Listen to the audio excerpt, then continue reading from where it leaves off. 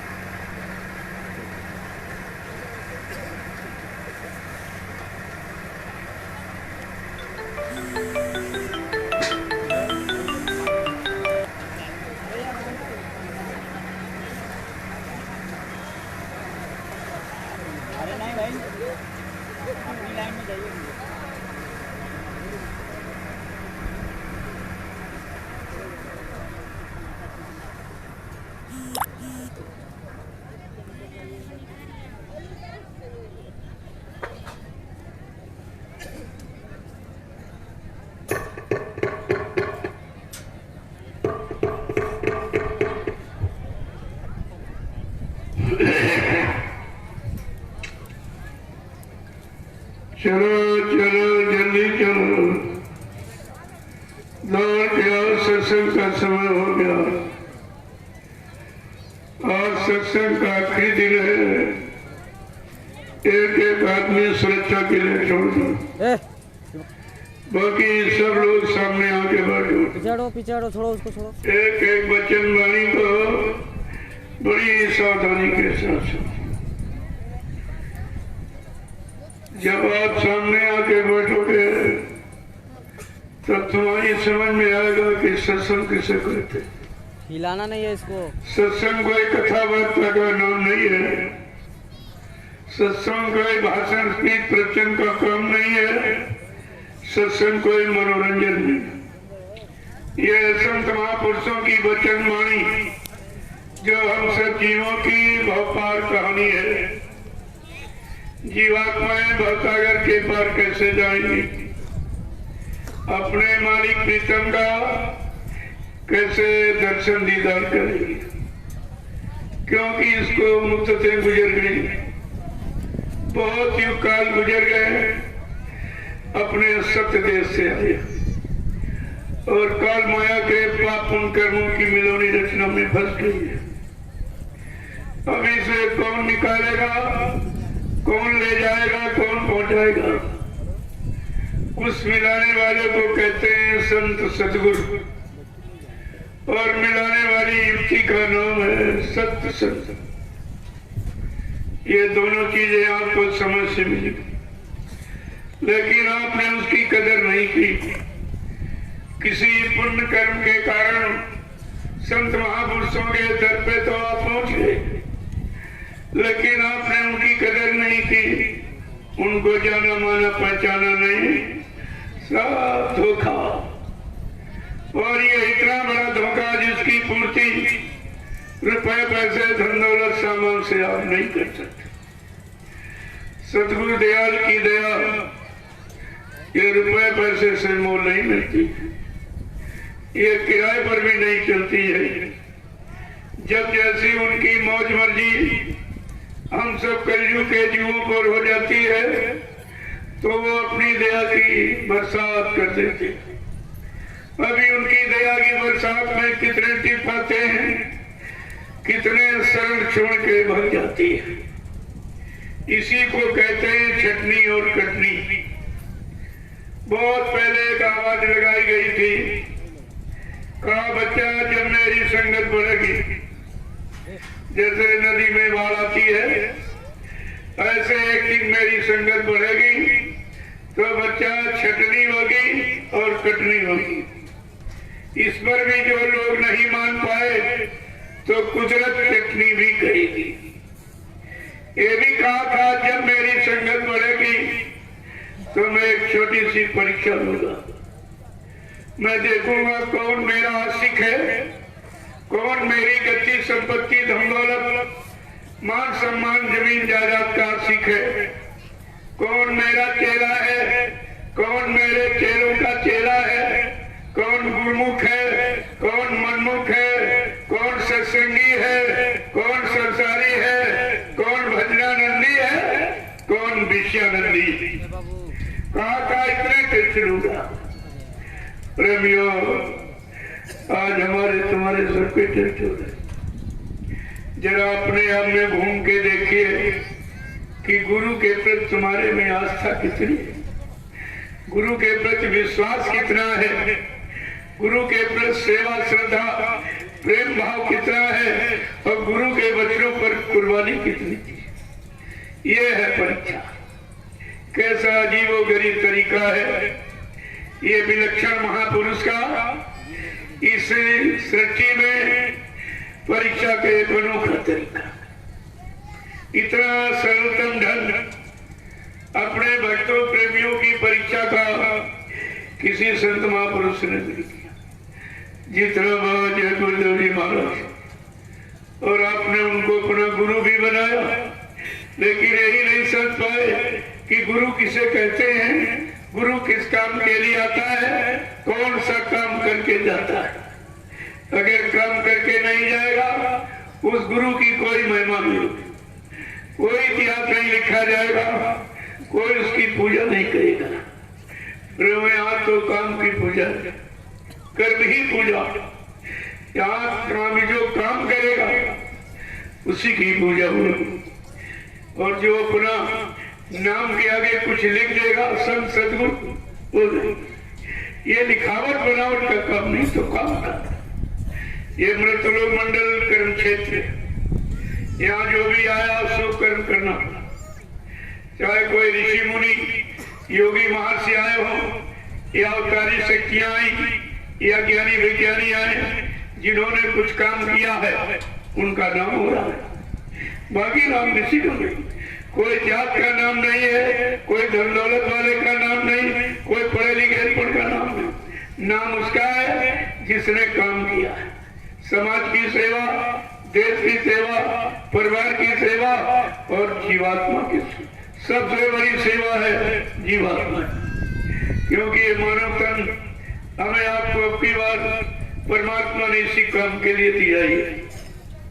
क्योंकि 4,84 लाख योनियां जिसम शरीर बनाए हैं, जिसमें 83,99,999 योनियां जिसम शरीर ये भोग के लिए बनाए, और मानव शरीर योग के लिए बनाया।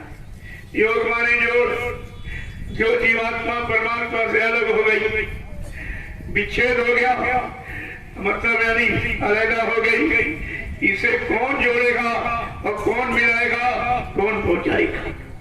ये अगर काम आप समझ लेते तो शायद अपने समृद्ध सतगुरु के विषय में आपको कोई शंका नहीं होती। क्योंकि उन्होंने इसी काम की आवाज लगाई कि हम आए हुए देश से जहां तुम्हारा धाम, तुम सबको घर पहुंचाना, ये हमारा काम। पूरा अपना परिचय दिया घूम घूम के। हिंदुस्तान का कोई प्रांत जिला तहसील बड़ा शहर कस्बा गली गांव पूछा छोड़ा नहीं, जहाँ पर समृद्ध मालिक ने अपने आने की, अपने धाम से आने की, अपने काम करने की जगह नाम की जानकारी न दी हो। लेकिन तुम्हारी समझ में तो कुछ नहीं आया, न तुमने धाम, न काम, न नाम, आपकी समझ में कुछ नहीं आया। फिर तुम्हारा मथुरा जाने का, दर्शन करने का, सत्संग सुनने का, सेवा करने का, सेवा देने का, उनके वचनों का प्रचार करने का और नाम ना लेकर सुमरन ध्यान भजन करने का मतलब क्या निकला? क्या मतलब? यानी सब झूठ शब्द होगा। क्या गुरु ने धोखा देने के लिए नाम दान दिया था? क्या आप लोगों ने गुरु से धोखा पाने के लिए नाम दान दिया था? अरे नाम दान की कीमत कहा बच्चा, नाम दान की कीमत यहाँ कोई चुका नहीं सकता। ये दुनिया की सारी दौलत दो आंखों से देख रहे हो, अगर ये सब आप चढ़ा दो फिर भी नाम दान की कीमत कोई नहीं अदा कर सकता। ये जीवात्माओं के धन का दान नाम दान, और आपने नाम दान की कीमत तो भी अदा नहीं की। हम आप गुरु के कितने बड़े ऋणी हैं कि नाम दान की मदद अदा नहीं किया और ऊपर से कलंक लगाने लगे कि झूठ बोल के चले गए, वादा खिलाफी करके चले गए, दगेबाजी करके चले गए। ये और प्रचार आप कर रहे हो। कितनी बड़ी सजा मिलेगी पता है? गुरु को बदनाम करने की, गुरु पर कलंक लगाने की, झूठ बोलने का, वादा खिलाफी करने का, उस मानव को चमगादड़ की योनि में जन्म मिलता है। धर्मशास्त्रों ने क्या लिखा? जो जन गुरु पित निंदा करेगी ते चमगादड़ है बहुत नहीं। जो गुरु की निंदा करता है या गुरु पर कलंक लगाता है, झूठ बोलने वाला, वादा खिलाफी करने वाला, दगेबाजी करने वाला, ऐसे मानव को चमगादड़ की योनि में जन्म मिलता। अगर धर्मशास्त्र के पढ़ने खोल के पढ़ लेते तब भी अपने गुरु पर आपको शंका नहीं लगती। अरे गुरु शंका निवारण का विषय। बहुर काल करिए सत्संगा तब होए संशय सब होगा। जब बहुत समय तक सत्संग करोगे, सुनोगे, पढ़ोगे, पढ़ाओ नहीं, करोगे, जब करनी करोगे, करने का फल मिलेगा आपको। यहाँ संत मत में करनी सिखाई जाए, काल मत में कथनी बकनी सुननी, लेकिन संत मत में संतों ने करने के का इशारा किया कि करनी करो, माल मन डालो, इंद्री भोग विसारो, इतना काम करो तुम अपनी, फिर आगे की सतगुरु जानी। शरीर इंद्रियों से जो आपने बिगाड़ किया, खराब किया, ये तो आपसे कराया जाएगा। और जब ये तृप्ति धाम, तीसरे तिल, आज्ञा चक्र, छठा चक्र, सिफत बिंदु जिसे कहते हैं, ये जीवात्मा का घाट है। जीवात्मा इसके नीचे कभी नहीं आई। यही दोनों आंखों के मध्य भाग में बैठी, जहाँ पर महिलाएं मेहंदी लगाती, पुरुष चंदन लगाता है। ये इशारा किस लिए किया गया था? ये सिग्नल और टिक मार्क आपको इसीलिए कहा, ये दोनों आंखों के मध्य भाग में जीवात्मा बैठी हुई। भगवान कृष्ण ने भी इशारा किया, भ्रिकुट विलास प्रत्यलय होई। भ्रिकुट माने भव है, जहाँ पर दोनों भवों का मिलान होता है, ये जीवात्मा का घाट है। जब तक यहाँ का जानकार कोई संत महात्मा नहीं मिलेगा, न जीवात्मा जगेगी, न कभी घर पहुंचेगी। काल माया के देश से कभी छुटकारा नहीं हो सकेगा। तो सबने इशारा किया और आपकी समझ में कुछ नहीं आया। देखो, जो शक्तियां आई हैं वो काम करके ही गई। उनको कितनी मुसीबत, आपत्ति, संघर्ष, यात्राओं का सामना करना पड़ा हो, लेकिन बिना काम किए इस मानव टोले से कोई जीवात्मा नहीं की, क्योंकि वादा है तो वादा कभी झूठा नहीं होता। संत वचन पलटत नहीं, पलट जाए ब्रह्मांड। चाहे ब्रह्म अपने ब्रह्मांड की रचना में तब्दीली बदलाव क्यों न कर दे, लेकिन सत्य जो कहेंगे वो करके दिखाएंगे। संतों की जमान दस्तावेज होती है, जिसको आप लोग यूनिवर्सल ट्रुथ कहते हो, अकाट सत्य कहते हो। भगवान राम ने भी प्रमाणित किया है। तुम भगवान को भी झूठा कह रहे हो। उन्होंने भी कहा है कि हमारे बचन परिचय फीका, पसंत बचन पत्थर कहली का। भगवान राम ने क्या कहा?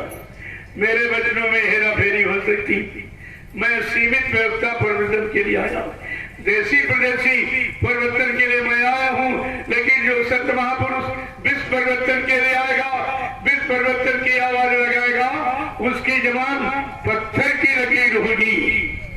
और आपने इसको भी कहा, तुम्हारी समझ में तो कुछ आया ही नहीं।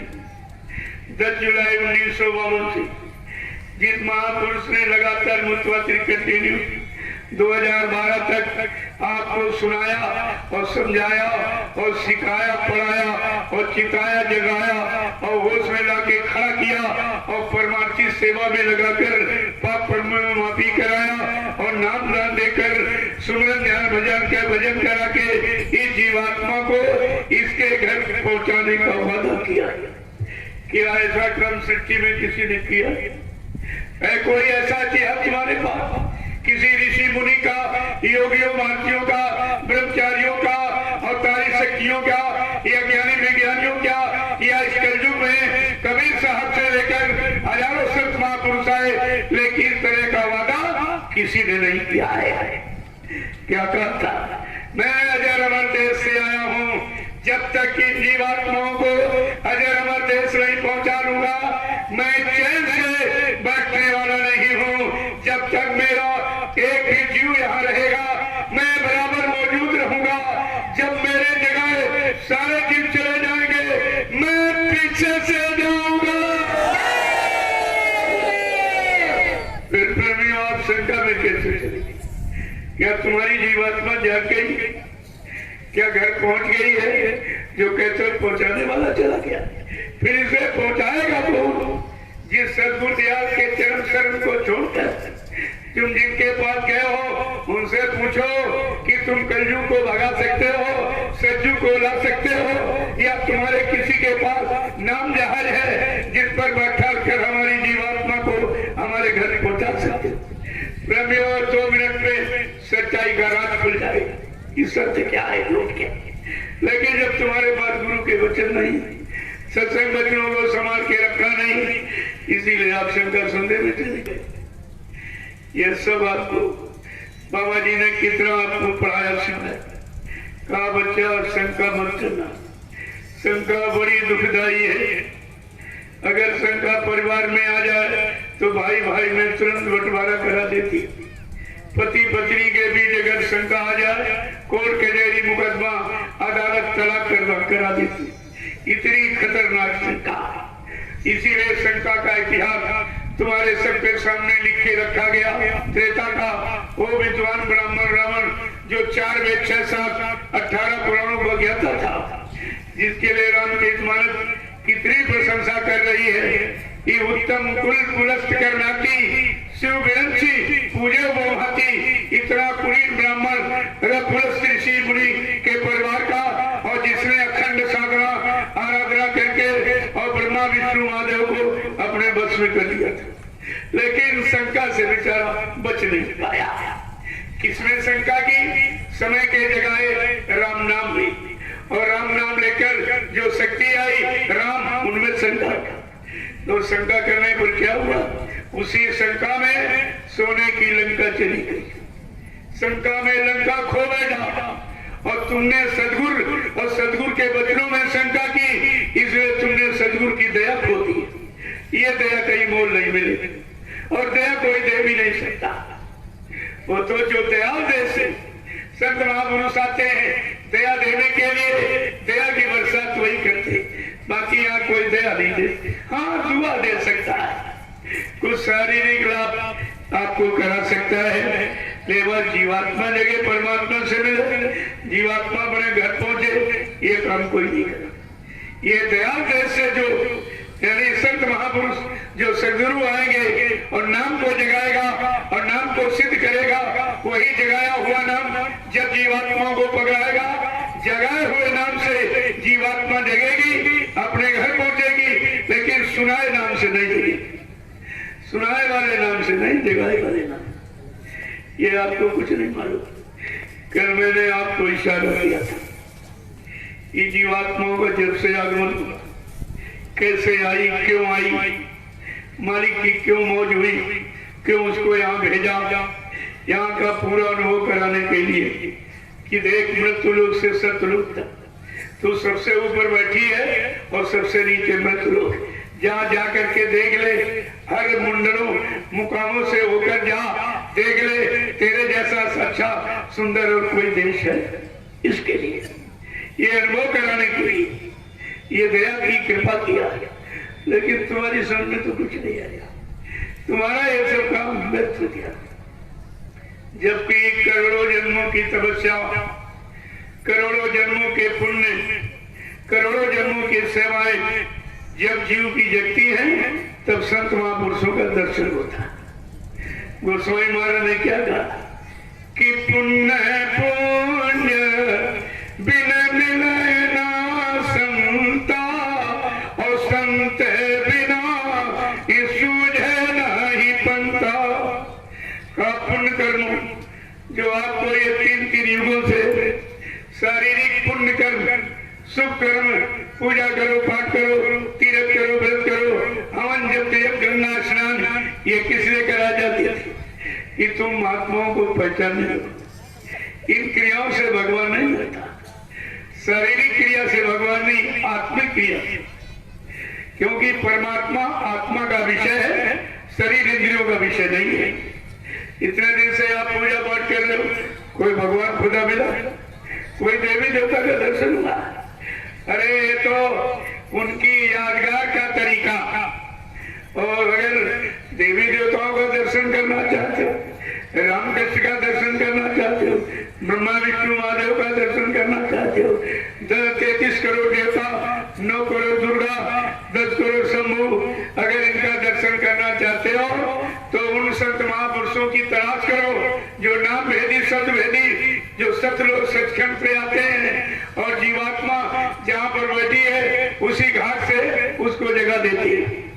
नाम डोर पकड़ाते ऐसे नहीं, पहले नाम को जगाती, नाम को सिद्ध करते हैं, फिर वही नाम डोर शब्द डोर जीवात्मा को पकड़ाते हैं और इसके घर पहुंचाती, तब तो इसका कल्याण हो सकता। अंतर तुम्हारी शारीरिक कोई कर्म से जीवात्मा का कोई मतलब नहीं, वो तो अलग थलग एकदम शरीर के नाके पर बैठी। शरीर में इंद्रिय द्वार है, इंद्रिय द्वारों पर ये मन चक्कर काट रहा है, भोगों की तलाश कर रहा है, लेकिन जीवात्मा बिल्कुल नाके पर बैठी हुई, इसके नीचे कभी नहीं। और यही जब तक यहाँ का जानकार कोई संत सदगुरु नहीं मिलेंगे तब तक ये जीवात्मा जाती नहीं सकती। गोस्वामी महाराज ने क्या लिखा रामचरित मानस के उत्तरकांड में? अगर उत्तरकांड आप पढ़ लेते और समझ लेते और हकीकत और रहस्य तुम्हारे मतलब समझ में आ जाता तो फिर बाबा जी की बनाई व्यवस्था भूमिका पर आपको कोई शंका नहीं होती, कोई शंका। गोस्वामी महाराज ने क्या लिखा? जैसे शरीर की 2 आंखें और 2 कान होना, अगर ये खराब हो जाए तो दिखाई सुनाई देगा। इसी तरह जीवात्मा में 1 आंख है, 1 कान, 1 नाक, और वो खराब हो गई। जब से आई है सतपुरुष ने नाम डोर शब्द डोर पकड़ा के भेजा और कहा देख नीचे सबसे काल माया का देश है, तू किसी के बहकावे भरमावे में मत आना और ये नाम डोर शब्द डोर को मत छोड़ना। अगर तूने नाम डोर शब्द डोर को छोड़ दिया तो वो काल माया अपने पाप पुण्य कर्मों की मिलोनी रचना में तुम सब जीवात्माओं को फंसा लेगा, फिर तुम वापिस घर कभी नहीं आ सकोगे। समझा बुझा के भेजा, लेकिन काल ने चालाकी किया। करे भाई, अरे तुम अपने देश से आई, क्या सामान लेके आई? उस समय हमारे सबके पास सच्चाई, ईमानदारी, प्रेम, प्यार, मोहब्बत, सेवा, दया, सदाचार, परमात्मा की यादगार, माँ बहन बेटी की परख पहचान, तपस्या, त्याग, संयम, भरा, सब कुछ भरा पड़ा। काल ने चालाकी से कहा, अरे फेंक इस सामान को, मेरे देश में आई मेरा वाला सामान।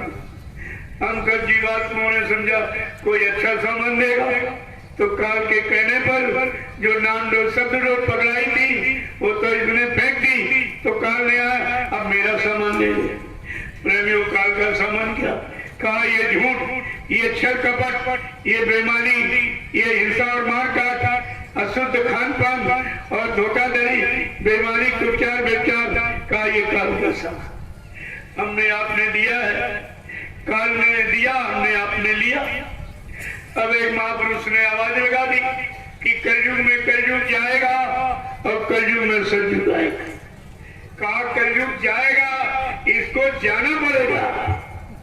कितना जबरदस्त ऐलान है। आज तक ऐसा ऐलान और ऐसा प्रचार और ऐसी जानकारी इस भूमंडल पर किसी ने दी नहीं है। जैसे बाबा देव महाराज ने चैलेंज किया कि काल मैं तुझे भगाऊंगा, मैं तुझे परास्त करूंगा और तेरे हाथ से सारी जीवात्माओं की डोरी को छीनकर अपने हाथ में लूंगा, तब मैं इनको नाम दर्द दूंगा और जिसको नाम दर्द दूंगा इन जीवात्माओं को इनके घर पहुंचाऊंगा। जब तक ये जीवात्माएं अपने घर नहीं पहुंच जाएगी, मैं इस मानव चोले से जाने वाला नहीं हूँ। कितनी बड़ी इतनी बड़ी पहचान, लेकिन तुम्हारे समझ में तो कुछ नहीं है। एक भी वचन गुरु का तुम्हारे पास, तभी तुम शंका संदेह में चले गए हो। और आपको तो विचार करना चाहिए। तो जैसे तो आंखें खराब हो जाती शरीर की, कान खराब हो जाते, तो आप डॉक्टर की तलाश करते। कोई वैद्य डॉक्टर हकीम मिल जाए जानकार, अगर वो जानकार मिल जाए दवा दे तो आपके ठीक हो जाएगा। लेकिन जीवात्मा का आंख का नाक मुद्दतों से खराब पड़ा है, उसके लिए कभी कुछ सोचा है? किसी वैद्य हकीम की तलाश की है कि जीवात्मा का आंख का नाक खराब हो गया या बंद हो गया, इसको कौन खोलेगा, कौन ठीक करेगा? कभी विचार किया आपने? लेकिन गोस्वामी महाराज ने लिखा है, संत कितने हमदर्दी होते।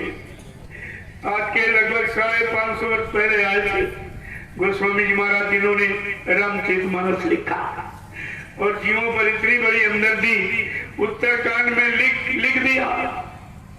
कहा कि जीवात्मा आंख कान कौन खोलेगा? क्या लिखा उन्होंने कि सतगुरु दे बचन विश्वासा और संयम ये ना विषय आशा। कहा जब सदगुरु रूपी समय का कोई वैद्य मिल जाएगा, उस पर आपको विश्वास हो जाएगा, वो दया कृपा कर देगा, तुम्हारी आंख का नाक खोल देगा। इतना साफ साफ लिखा, देखिए तुम्हारे घर में लिखा पड़ी रखी, मैं अपनी तरफ से कुछ नहीं कहता। जब इतनी पुरानी तुम्हारे घर में लिखी, सारे हिंदुस्तान में लाउडस्पीकर लगाकर रामचरितमानस का प्रचार भी कर रहे हैं, चिल्ला रहे हैं, लेकिन जानते कुछ नहीं, क्योंकि वो शब्द ज्ञान है जिसको ये सब अक्षर ज्ञान समझ के बाँच रहे सुना रहे है, वो संतों का शब्द ज्ञान।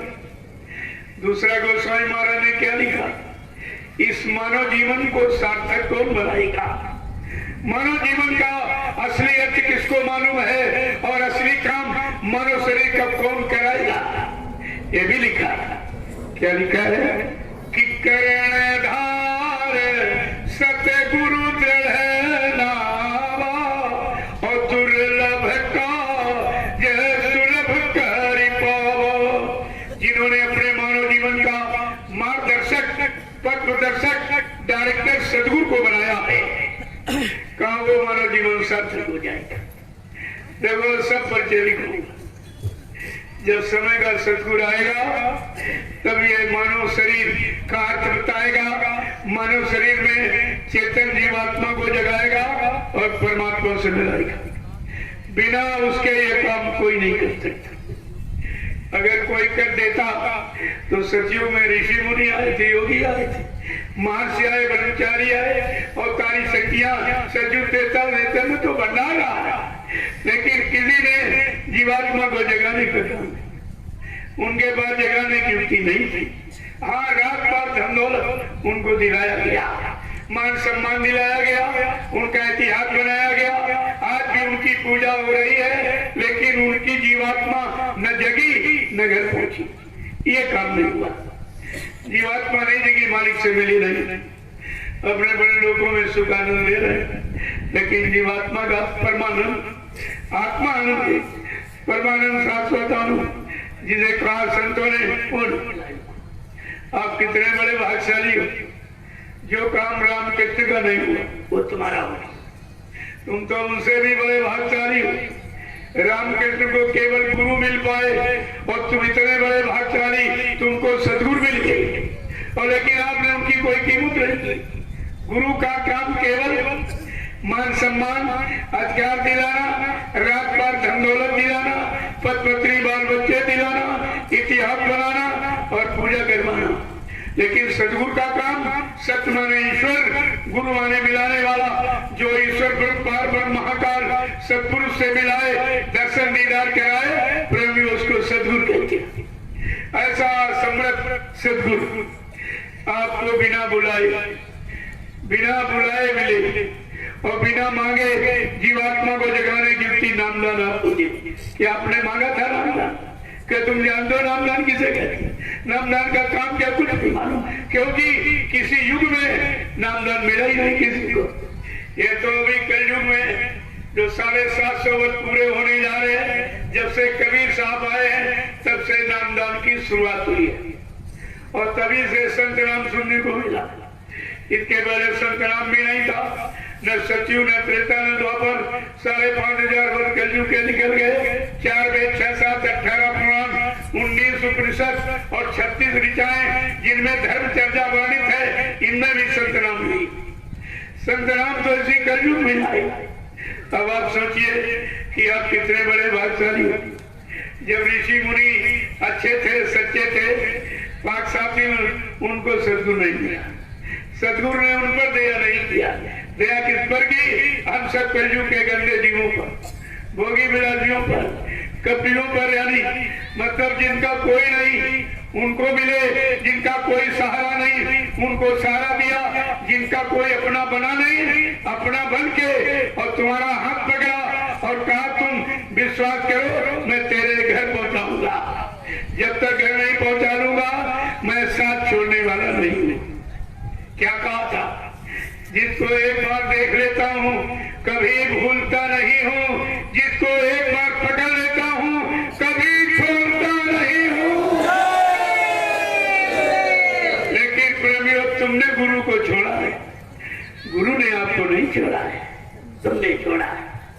और तुमने छोड़ा है, तुम्हें दर दर की ठोकरें खा रहे हो। आपको तो सुबह विचार करना चाहिए, आखिरकार ये लीला क्यों करनी पड़ी? अगर तुम लोग सच्चे अच्छे ईमानदार त्यागी तपस्वी बन जाते तो सदगुरुदेव को लीला करने की क्या जरूरत? जब आप कुछ नहीं माने, निरंतर वही स्वार्थी लोभी लालचियों, मतलब काम संगत को लूटना और सत्संगियों को लूटना और सबको धोखा देना। जब परमार्थी जगत आपने गंदी करनी शुरू कर दी और रास्ता ही गंदा हो गया तो मजबूरन ये लीला करनी पड़ी। पहले तो आपको समझाया गया, देखो कोई बुरा काम मत करना, बुरे काम का बुरा नतीजा न मानो कर देखो। लेकिन कोई नहीं मानी, सब अपनी बनी मनमानी करने लगे, अपनी मनमानी अपने अनुसार समझते थे मैं तो करोड़ों हो गया और गुरु अकेला हमारा क्या करेगा, और आपने तंग करना शुरू कर दिया। अगर मैं प्रेमियों रात खोल दूं तो तुम इन पर थूकोगे नहीं। जो कह रहा हमको नाम पावर देंगे गुरु, इसी ने सर्वप्रथम 2005 में बाबा जी को जहर दिया और रस्सी में बांधकर पागल ठहराकर गाड़ी में डाल करके रांची ले गया डॉक्टर शैलेंद्र के पास, जो टांगधारी गुरभाई माइंड का स्पेशलिस्ट सरकारी डॉक्टर। ये सोचता था कि सरकारी डॉक्टर अगर लिख देगा कि बाबा जी पूर्तिया पागल जीवन में कभी ठीक नहीं होंगे तो मथुरा का सारा राजपाट हमको मिल जाएगा।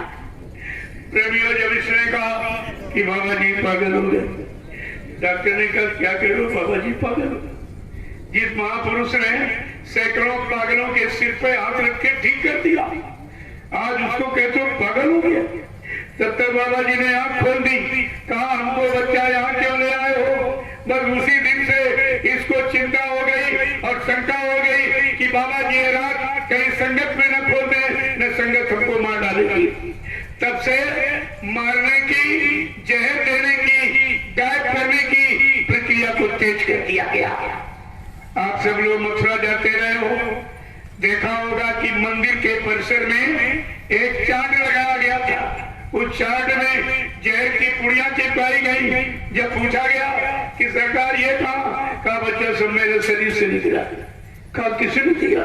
कहा सब तुम्ही लोगों ने दिया। पर कई लोगों ने मोड़ दिया, कहा तुम लोग बड़े बड़े नाखून रखा के आते हो, चरण स्पर्श के समय गुरु को नाखून मार के जहर चला दिया। अरे चोर जब चोरी करने जाता है कुछ न कुछ अंश जरूर छूट जाता है प्रेमियों। और ये भी ये नहीं समझ पाए कि हजारों बार तुमने जहर दिया बाबा जी को और वो जहर शरीर से जो कहते हो बाहर निकाल के रख देते। जिनका जहर भी कुछ नहीं कर पा रहा, जहर सूंघ लो तो मर जाए इंसान, जिसका जहर भी कुछ नहीं कर पा रहा और फिर भी इनकी समझ में नहीं आ रहा हम किसके लिए क्या कर रहे हैं, क्यों समझ में नहीं आ रहा। धर्मशास्त्रों में लिखा विनाश काले विपरीत बुद्धि, जब जिनका विनाश होने को होता है और पाप का घड़ा भर जाता, स्वार्थ और लोलबलाज का, उनकी बुद्धि विपरीत दिशा में काम करती है। प्रेमियों, तभी लिखा है जब जैसी हो तब बिताओ, तब तैसी मति हो, काल रे की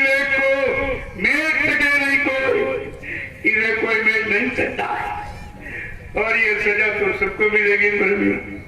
कुदरत ने पहले ऐलान किया, कानून बना दिया, गुरु से कपट, संगत से चोरी, की हो निर्धन, की हो कोढ़ी, ये नियम है कुदरत का। और ये दोनों काम किए लोग, गुरु को धोखा दिया है और संगत के साथ सतमुट किया। इनको कौन बचा लेगा? अरे सब सजा पाने की तैयारी है। आप देखते जाइए, मैं विश्वास के साथ कह रहा हूँ, जिसने गुरु को मुर्दा कहा, ये तुम्हारे सामने सब मुर्दा होते ही चले जाएंगे, ये सब मुर्दा होते चले जाएंगे। आप देखिए, थोड़ा सा इंतजार कर लीजिए।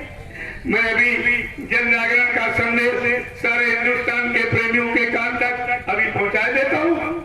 ये सब जाग जाएंगे और सब खड़े हो जाएंगे, और जैसे सुमरन ध्यान भजन में लग गए और सेवा का भाव इनके अंदर पैदा हो गया, तो ये सब काम हो जाएगा।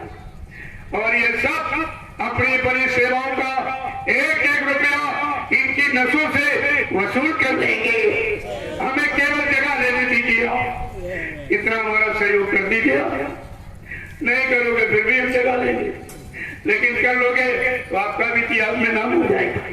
तो बाबा जी ने पहले भी कहा, अगर तुम सब लोग भाग जाओ फिर भी मैं परिवर्तन करके दिखा दूंगा।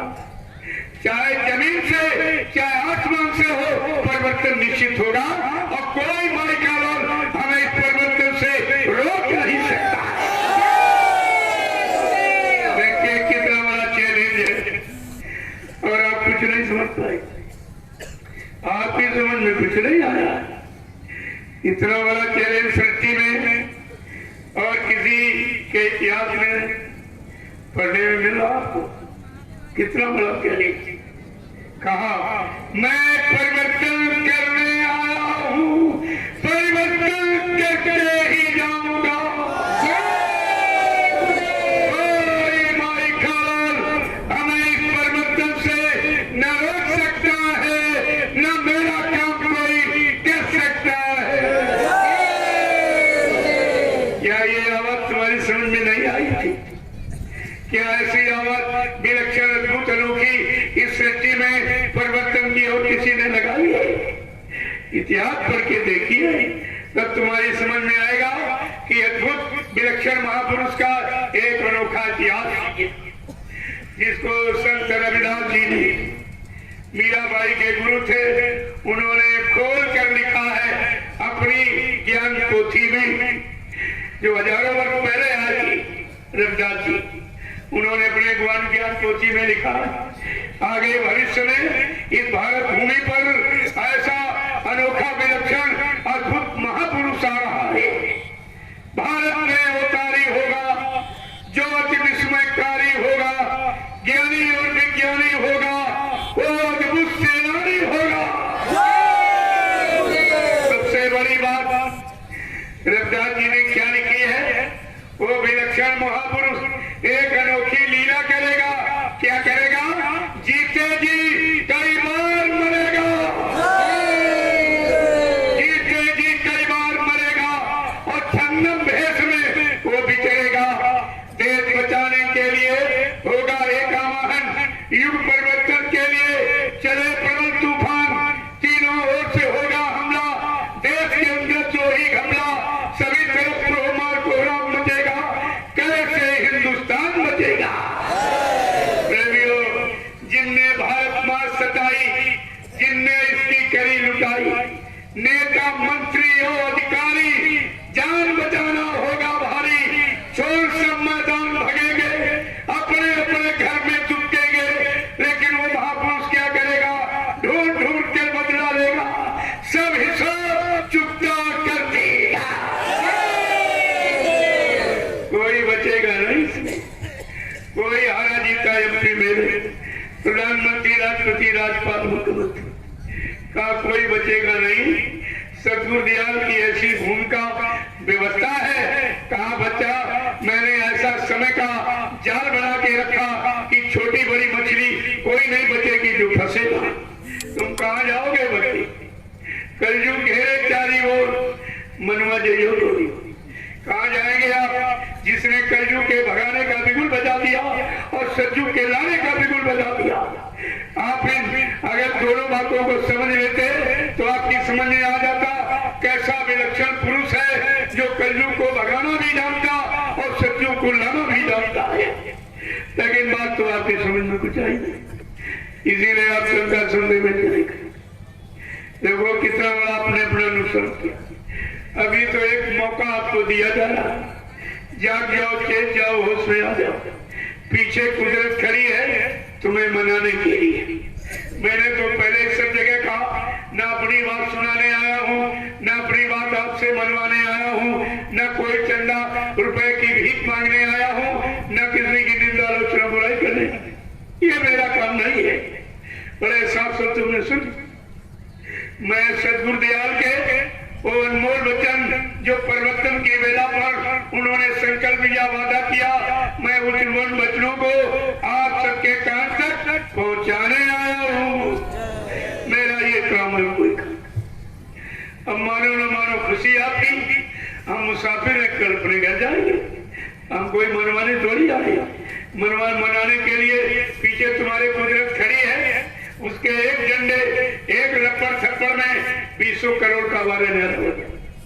तब तुम मान लेना, हमें कोई जल्दी, हमें मनाने की बिल्कुल जल्दी नहीं है, लेकिन याद कराने की जल्दी बहुत है, ताकि हिंदुस्तान का कोई प्रेमी ये न कह पाए कि मेरे पास बाबा जी का वचन नहीं था, मैं बहुत थोड़े दिनों का नामदानी था, मेरा पूरा सत्संग सुना नहीं था, उनकी भविष्यवाणी मैंने सुनी नहीं। उन्हीं प्रेमियों के वास्ते ये अभियान जारी किया गया, ये जन जागरण का अभियान उन्हीं प्रेमियों के वास्ते। और तुमको रिन्यू करने का मौका मिल गया, आप रिन्यू कर सकते हो तो चलेगा आपके, और नहीं तो कुदरत तो खड़ी माना। हमको कोई जल्दी नहीं, हमें तो सुनाने की जल्दी बहुत ज्यादा है। जितनी जल्दी याद करा दूं गुरु के वचनों को, हमारी ड्यूटी खत्म हो जाए। फिर कोई ये नहीं कह सकता कि हमको किसी ने बताया नहीं, हमारे घर कोई आया नहीं। मैं 6 वर्ष 28 मई 2012 से, ये घटना है लीला की 18 मई 2012 की। मैं ठीक 10 दिन बाद 700 प्रेमियों को लेकर मैं दिल्ली के उस जंतर मंतर भूमि पर पहुंच गया, जहां लोग भारत सरकार से न्याय की मांग करते हैं। मैं वहां पहुंच गया, प्रेमियों ने प्रधानमंत्री गृह मंत्री को ज्ञापन दिया, उनसे रिसीविंग ले ली। मैंने 1.5 घंटे मीडिया से वार्ता किया, मीडिया ने फुल चैनल खोला, पत्रकारों ने कैमरे खोले, आप सब कुछ छापा निकालोगी। मैंने कहा हमको तुम्हारी जरूरत भी नहीं है, हमें तुम्हारी जरूरत नहीं है, हमारे गुरु को भी जरूरत नहीं पड़ी, हमको तुम्हारी जरूरत है। हम क्या करें? जिसको काम करना ना मालूम हो, जो डरता हो अपने सच्ची अच्छी बात कहने में, या जिसको कोई सोच स्वार्थ लोभ लालच कोई पद का कोई धन का हो, वो नहीं कह पाएगा हमको इसकी कोई जरूरत नहीं, ना हमको इसकी जरूरत है और ना मैं इसके लिए निकला हूं। देखिए, मैं किसी से कभी आज तक मैंने 1 रुपया किसी से नहीं मांगा।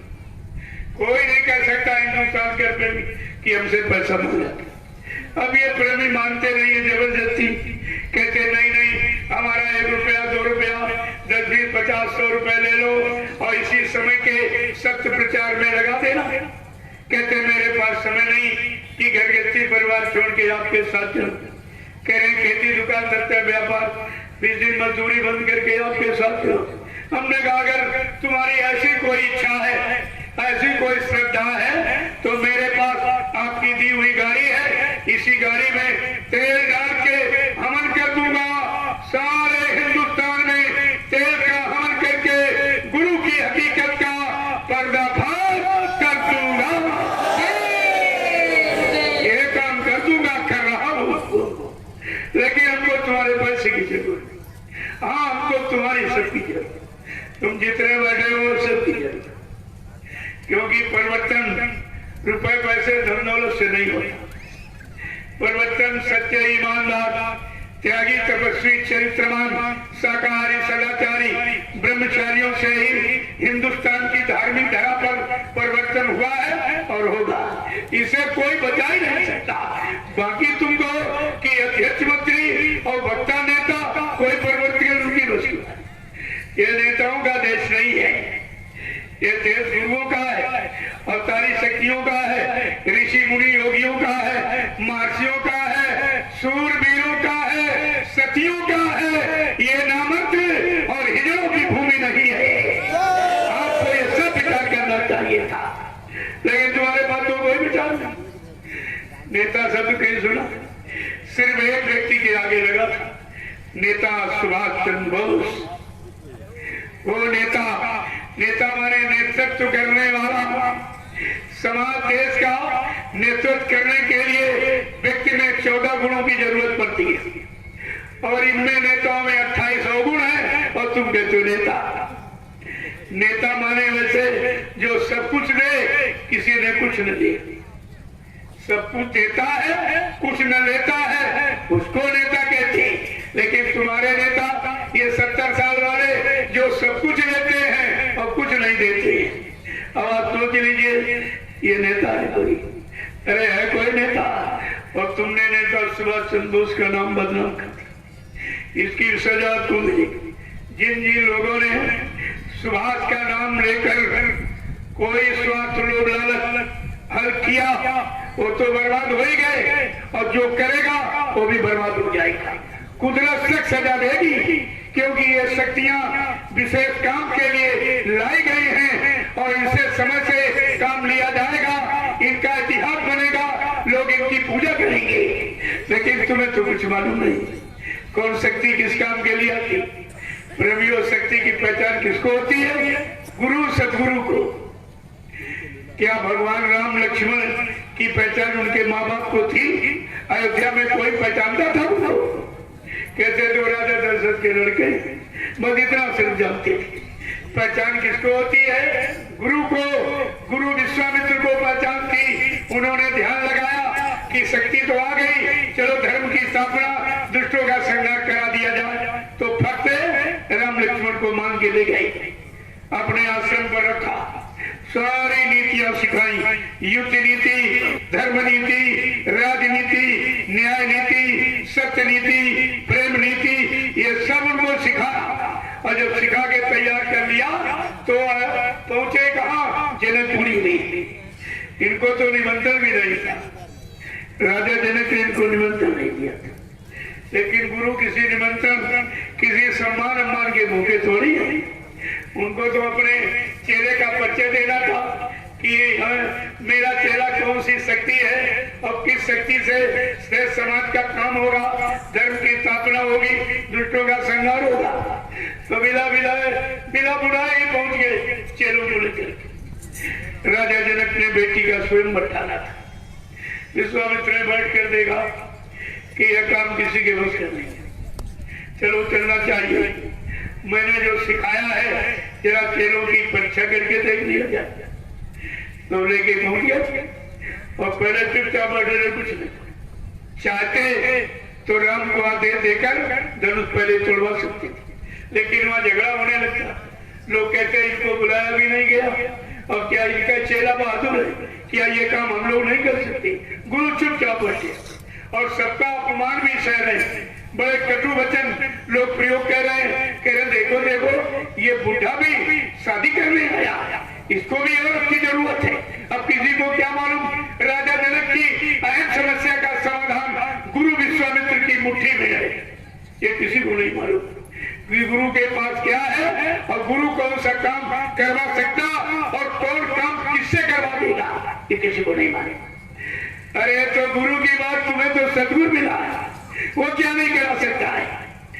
प्रभु चुपचाप विश्वामित्र। राजा जनक ने अपना फरमान जारी किया कि हमने आप लोगों को इसलिए निमंत्रित किया है, मेरी बेटी शक्तिमान है, और शक्तिमान बेटी के लिए हमको शक्तिमान वर की तलाश है। मैं वर ढूंढ रहा हूं, और मैं आप सब लोगों की एक एक व्यक्ति की अलग अलग परीक्षा दूंगा, शक्ति परीक्षण करूंगा। शक्ति परीक्षण का आधार अजगव धनुष जो ऋषि दधीच की हड्डियों से बना था। बस अब क्या था, वो तपस्या में तपी हड्डियां थी, उससे बने धनुष को साधारण व्यक्ति तोड़ नहीं सकता था। वो सबके बस की बात नहीं थी।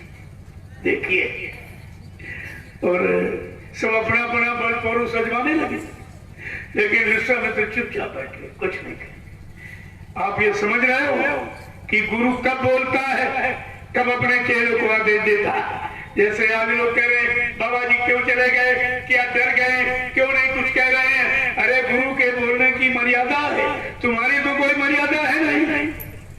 विश्वामित्र चुपचाप बैठे, कुछ नहीं कहे, अपने शुभ मुहूर्त घड़ी का इंतजार कर रहे। जब एक एक करके सब उठे, लिखा तिल भर भूमि न सके उचकाई, तिल मात्र धनुष को खिसका नहीं पाए, उठाना तोड़ना बहुत बड़ी बात। सब हार गए। जब सब हार गए तो बड़े शर्मिंदगी आई, बड़ी शर्मिंदगी कि हम बड़े बड़े महाराजों में, राज्यों में, बलवान धर्मान बुद्धिमानों में हमारी गणना गिनती होती, एक छोटा सा धनुष नहीं। अब इनको क्रोध आ गया, इन सबको क्रोध आए, काम हुआ नहीं, सबको क्रोध आ गया। प्रेमियों, जब मानव शरीर में क्रोध आता है तो बुद्धि का विवेक ज्ञान समाप्त हो जाता है। अब इनकी बुद्धि खत्म।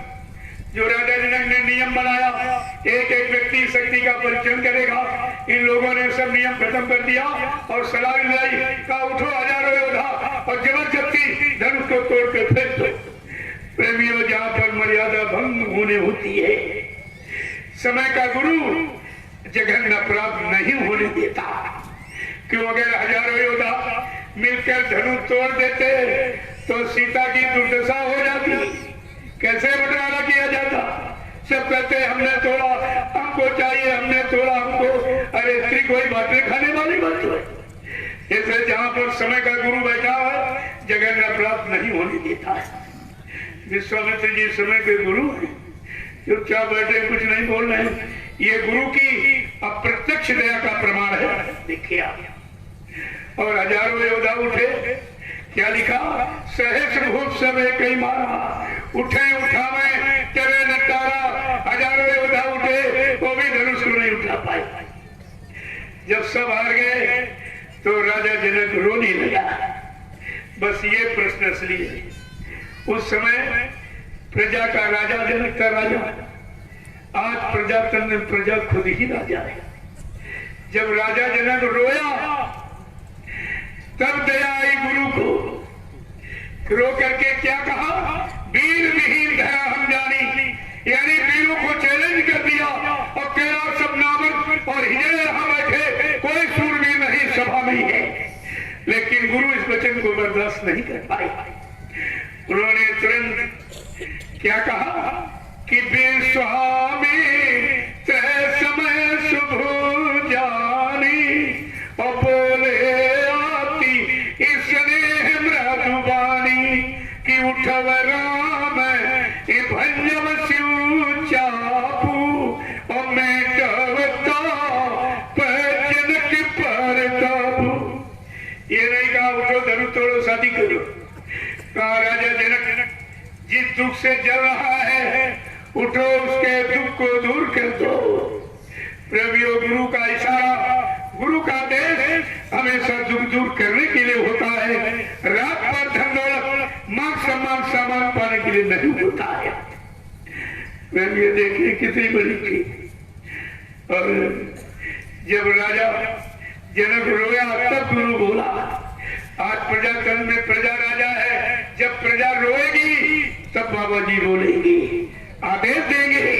अपनी दूरदर्शी व्यवस्था के द्वारा ये दुनिया में परिवर्तन करके दिखा देंगे और सबकी बुद्धि शकातोब हो जाएगी। प्रेमियों, काम तो सब होगा, लेकिन गुरु की मर्यादा ऐसे नहीं। समय शुभ जानी, विश्वामित्र ने अपना शुभ समय मुहूर्त घड़ी जब जाना तब बोले, ऐसे नहीं आदेश होता। और आपकी समझ में कुछ नहीं आया। इसीलिए बाबा जी ने कहा, जब राजनीतिक लोग अपना हथियार डाल देंगे, कहेंगे न्याय सुरक्षा रोजी रोटी देना मेरे बस की बात नहीं, महंगाई गरीबी बेरोजगारी हटाना मेरे बस की बात नहीं है, चोरी डकैती चंद बलात्कार ये खत्म करना मेरे बस की बात नहीं है। और हिंदुस्तान राम की धर्मभूमि और कृष्ण की कर्मभूमि पर जब तक ये मुर्दा मांस का भोजन और बुद्धि नाशा नशा शराब का प्रयोग मेरे बस का नहीं बंद कराना, कहा बच्चा तब मैं अपना ब्रह्मास्त्र उठाऊंगा।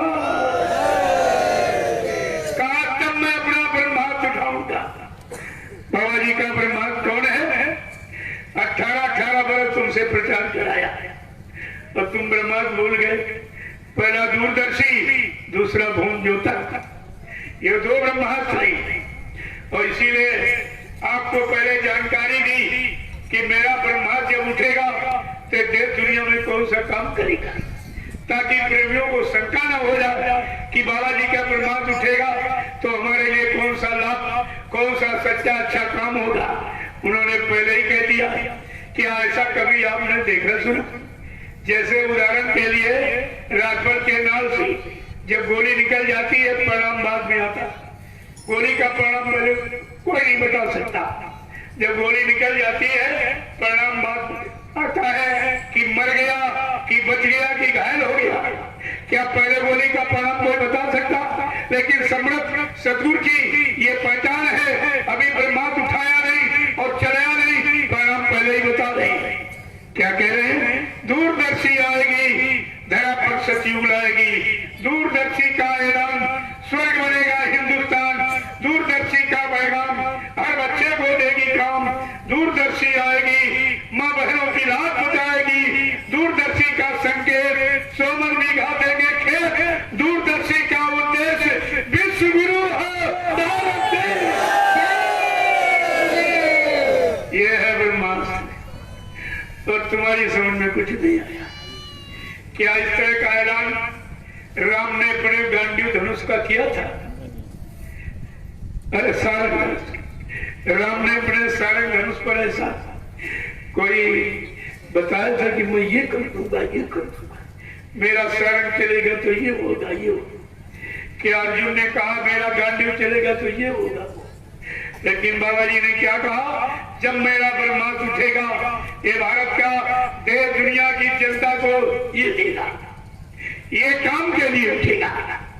वो हिंसा के लिए उठा, मारकाट के लिए उठा, खून खराबा के लिए उठा, और ये इनका यानी दूरदर्शी अस्त्र जो है वैचारिक क्रांति के लिए उठेगा। सबके भाव विचारों को बदल देगा, सबको शाकाहारी बनने के लिए मजबूर कर देगा, और सबकी जीवात्माओं को जगाएगा और परमात्मा से मिलाएगा, और अपने जगाए नाम जहाज पर बैठा कर इन जीवात्माओं को इनके घर पहुंचाएगा। प्रेमियों, कैसा अनोखा ब्रह्मास्त्र, और तुम्हारी समझ में कुछ नहीं आया। क्या समझा आपने इतने दिन? तब निंदा चुगली में पड़े रहे, मथुरा जाते रहे हो, केवल भंडारे ढूंढते रहे हो। कहाँ VIP भोजन मिलेगा? कहाँ? यहाँ मीटिंग की, यहाँ भाषण दिया, यहाँ सेवा बटोरी, और 60% उन चाटकारों को दे और 40% तुमको मिला। तुम यही करते रहे, और आप भी यही कर रहे हो। अब भी नहीं बंद, अभी हो रहा है। वो चाटकार मेरे सत्संग में नहीं आएंगे जो ये इस तरह की मतलब सेवाओं का दुरुपयोग कर रहे हैं। अरे गुरु की सेवा लेने का अधिकार किसको?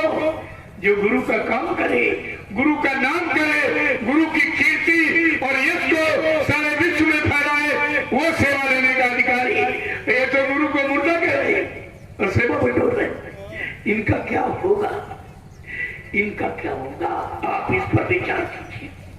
अभी तक तुम्हारे दिल दिमाग में बात नहीं आई, जबकि बाबा जी ने आपको सब अनुभव पहले ही कराया। जब आप मथुरा जाते थे, लाइन में खड़े होते थे, बाबा जी तुम्हारे सिर पर हाथ रख देते थे, तुम्हारी सारी चिंता और सिरदर्द सब खत्म हो जाता था।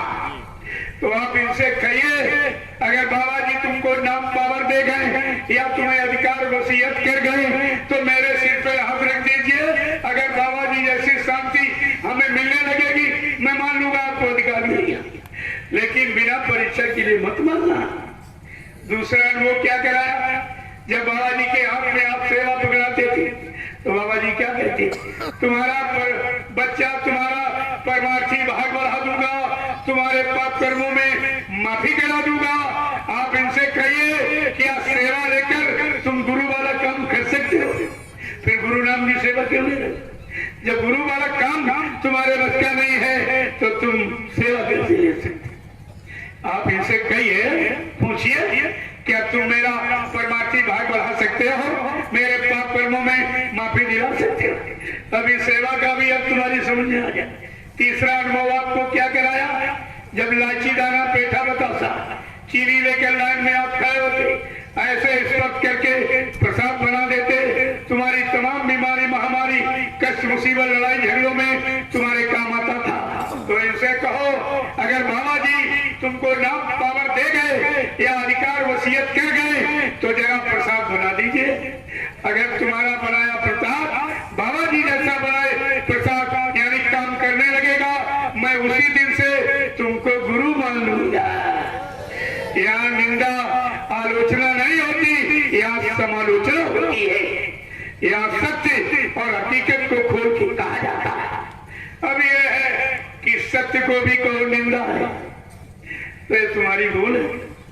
अरे अच्छी सच्ची बात बताने के लिए तो ये स्कूल विद्यालय खुले इसी के लिए, अच्छाई बुराई समझाने के लिए थाने कचहरी कोर्ट न्यायालय बनाई गई। ये तो संतों का दरबार है, यहाँ सत्य वचन ही सुनाया जाएगा। यद्यप सत्य कड़वा होता किसके लिए?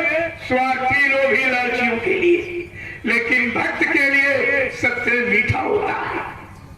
सत्य मीठा होता भक्तों के लिए। बात तो इसलिए लोगों की समझ में आ गया तो कैसे आए। लोगों आपको ये सब ध्यान में देना चाहिए। अगर इसे आप ध्यान में देते रहते तो आपका तुम्हारे अंदर शंका का प्रश्न नहीं होता। जब बाबा जी ने 10, 11, 12 सितंबर 1987 को ग्राम देवलखा तहसील केसरगंज जिला बहराइच उत्तर प्रदेश में बहराइच के प्रेमी आए हुए ये भी सजा पाने के अधिकारी बनेंगे। इन्होंने समय से तुम्हारे यहाँ उस भूमि पर भूम ज्योतक संगठन की स्थापना की थी। 10, 11, 12 सितंबर 1983 में ग्राम देवलखा तहसील केसरगंज जिला बहराइच में। और आखिरी दिन के संदेश में बाबा जी ने क्या कहा था? भूम ज्योत अगर तुमने विश्वास के साथ अपना ये झंडा पकड़ लिया, मैं चैलेंज के साथ कहता हूँ कि हिंदुस्तान में जितने काले नीले पीले हरे झंडे लिए घूम रहे ये अपने अपने झंडों को फेंक कर अगर तुम्हारे भूम ज्योतक झंडे के नीचे आकर माफी न मांगे तो इस बाबा को बाबा मत कहना। ये कितनी बड़ी आवाज थी। बहराइच जिले के प्रेमियों को समझना चाहिए। क्या उन लोगों को माफी मिलेगी? तुम्हारे यहाँ उस भूमि को पवित्र समझा, इसलिए बाबा जी ने भूम ज्योतक संगठन की आधारशिला रखी और आपने उसको भी खत्म कर कुछ नहीं मालूम। और दूरदर्शी की स्थापना यानी 24 मार्च 1980 को अहमदाबाद में दिया। अहमदाबाद के प्रेमियों को भी आंसू गिराना पड़ेगा और रोना पड़ेगा। जिस भूमि पर महापुरुष ने ऐसे कहा मैंने दूरदर्शी को जन्म दे दिया। प्रेमियों, जिसका राष्ट्रीय अधिवेशन हरियाणा प्रांत के करनाल जिले के कालीदास रंगशाला पार्क में 7, 8, 9 फरवरी को जब राष्ट्रीय अधिवेशन किया और कहा बच्चा मैंने दूरदर्शी को आशीर्वाद दे दिया है, ये फले फूलेगी, तुम दूरदर्शी का महाप्रसाद हिंदुस्तान के सभी विभागों के कर्मचारी अधिकारियों के पास पहुंचा दो। आपने प्रसाद पहुंचाया और तुम ही भूल गए। तुम्हारी समझ में कुछ नहीं आ रहा तो तुमको किस क्वालिटी का भक्त मानना चाहिए? तुम्हारी कोई क्वालिटी है कोई क्वालिटी तुम्हारी भक्ति नहीं, कुछ तुम्हारी समझ में कुछ नहीं आया। और ये सब जब भूम ज्योतक बना तब कहा, क्योंकि भारत के लोग भूम ज्योतक बार बार बाबा जी से फरियाद करते थे कि ये लोग आते हैं और चंदा नोट बोर्ड लेके चले जाते हैं, फिर 5 साल दिखाई नहीं देती। तो बाबा जी ने कहा भाई इतने साल से जब तुम्हें ये धोखा दे रहे हैं, तुम्हारा कोई काम कर रहे हैं, तुम अपना हाथ समेट लो, हाथ समेट लो। एक बार ये मतदान देना बंद, इनकी अकल में आ जाएगा, क्योंकि अपने आप तो कोई बन नहीं सकता। पहले राजा माँ के पेट से पैदा होता, अब राजा जहां तुम मोहर मारते उसी नीचे पैदा हो जाता।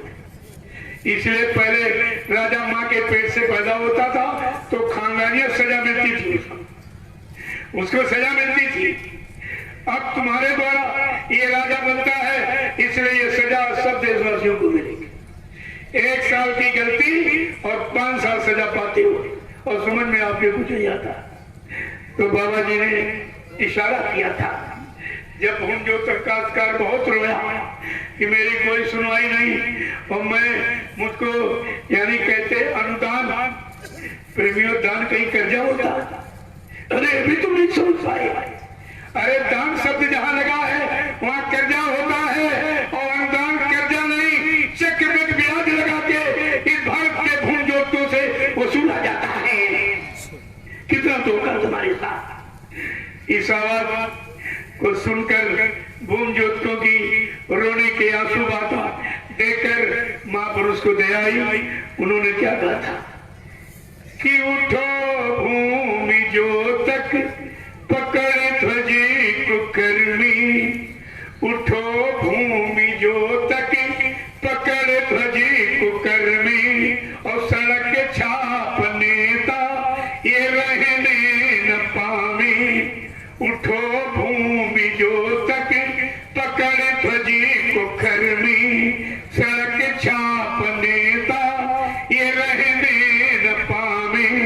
सबक इनको दे दो और निज ज्ञान द्वारा, सबक इनको दे दो हिम्मत ज्ञान द्वारा, और बसेरा कभी फिर ये लेने न पावे। सबक इनको दे दो निज ज्ञान द्वारा, बसेरा कभी फिर ये लेने न पावे। उठो भूमि जोतक पकड़ ध्वजी कुकर्मी, सड़क छाप नेता ये रहने न पावे।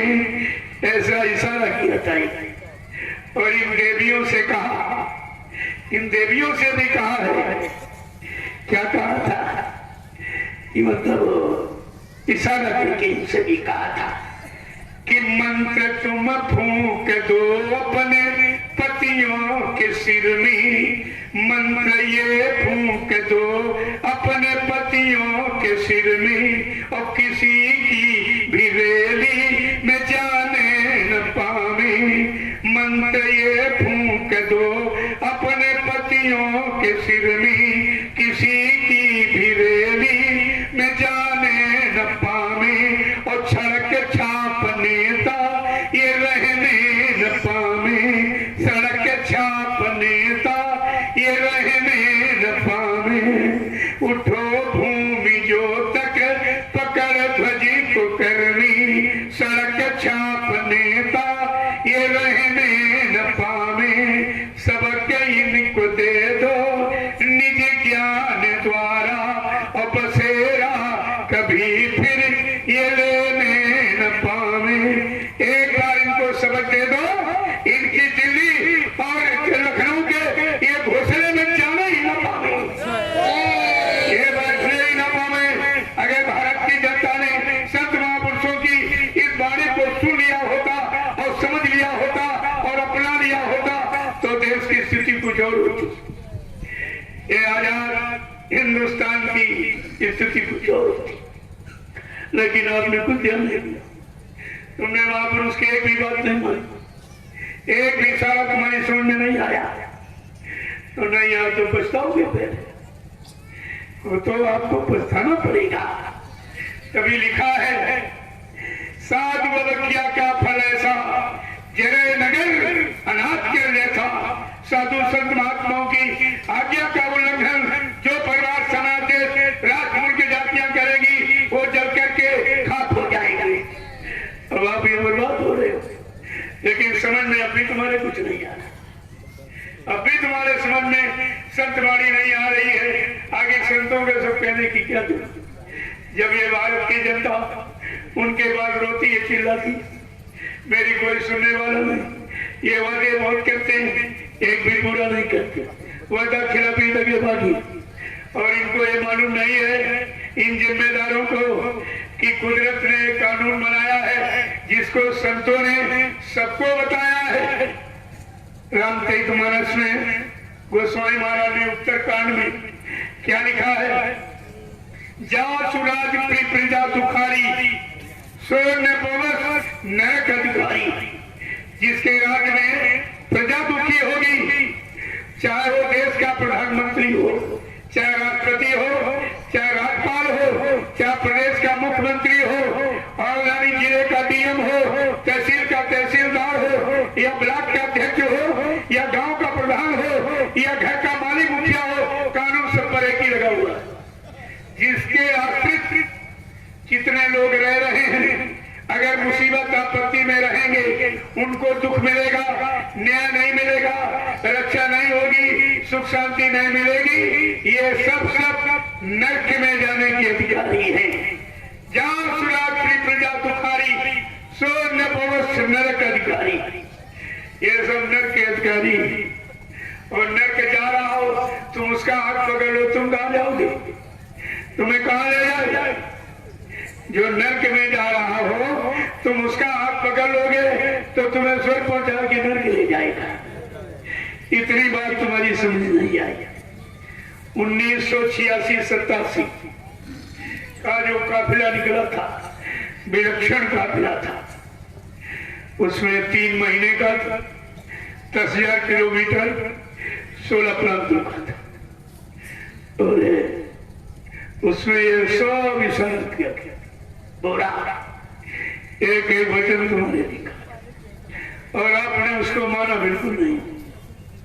अगर आप समझ लेते, बाबा जी ने क्या कहा था, जहां जहां काफिले में मैंने रात्रि पड़ाव डाला और मंच लगाकर जो जो मैंने संदेश दिया है, जब तक वो सब पूरा नहीं हो जाएगा, मैं भारत के एक एक नागरिक से पूछ लूंगा, मैं जनता में बड़े बड़े मंच लगवाऊंगा, फिर भारत की जनता से पूछूंगा मैंने जो जो वादे किए हैं, प्रतिज्ञा किया, ये सब पूरे हो गए कि नहीं। जब भारत की जनता दोनों हाथ ऊंचा करके कहेगी कि बाबा जी सब कुछ हो गया, तब ये बाबा मानने वाले हैं और तभी जाने वाले हैं।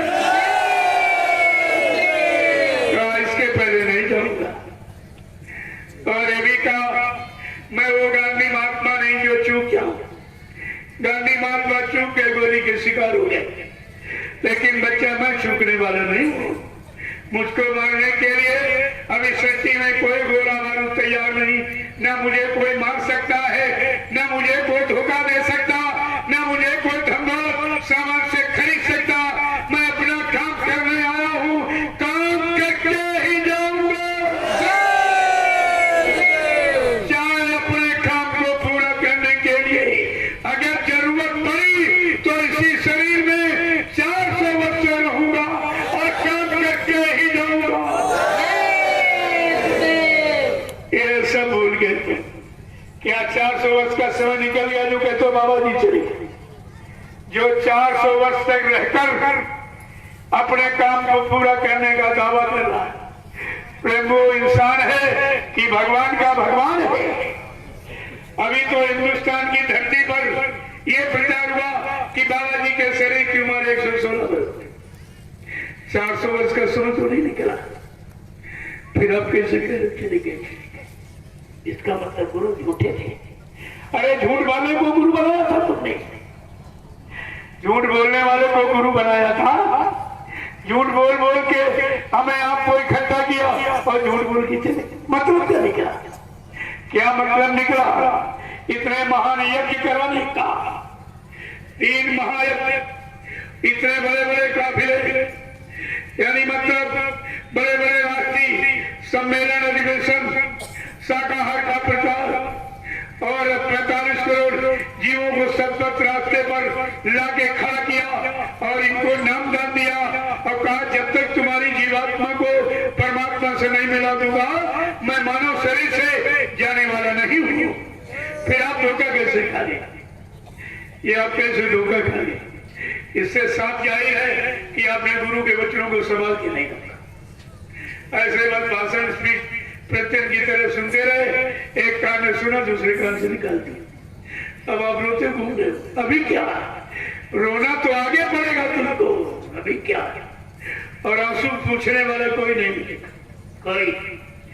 ये बाबा जी ने एक इशारा दिया था, बच्चा एक दिन ऐसा आ रहा है कि सबके दाढ़ी में आग लगी।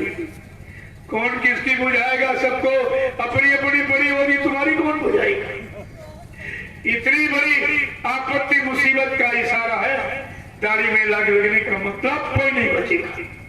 वो मुसीबत सबके पास से होके गुजरेगी और सबको समेटेगी और सबको प्रभावित करेगी।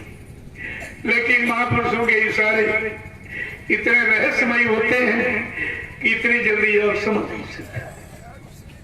वो तो पड़े रहो सत्संग में, सुनते रहो, बचनों को अपनाते रहो, जीवन में उतारते रहो, कभी न कभी दया हो जाएगी, कभी न कभी दया हो जाएगी।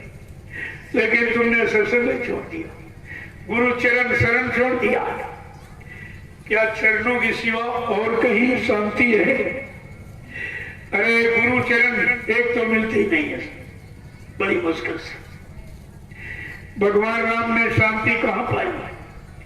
क्या अयोध्या के राजपाट में शांति कि गद्दी पर बैठकर तिलक लगाकर मुकुट लगाकर बैठते शांति थी? 14 वर्ष जंगलों में 14 वर्ष बिताई केवल गुरु के आदेश पर, गुरु वशिष्ठ जी के आदेश पर। और गुरु का आदेश माना, आज हिंदुस्तान में भगवान समझ के पूजा हो रही, इंसान नहीं भगवान समझ के पूजा हो रही है। जिनको शरीर से गए लाखों वर्ष हो फिर भी उनकी पूजा हो रही है। तो आपको ये विचार करना चाहिए आखिरकार इनकी पूजा किस काम के द्वारा हो रही। तो पता चला उन्होंने गुरु वशिष्ठ विश्वामित्र के आदेश का पालन, अपने गुरु के आदेश का पालन किया। भगवान कृष्ण की क्यों पूजा हो रही है? उन्होंने अपने गुरु संदीपन जी के आदेश का पालन किया। प्रेमियों, यहाँ गुरु भक्तों की पूजा है, गुरु भक्तों की पूजा हो रही है। और तुम सतगुरु भक्त थे, तुम्हारी कैसी पूजा होती?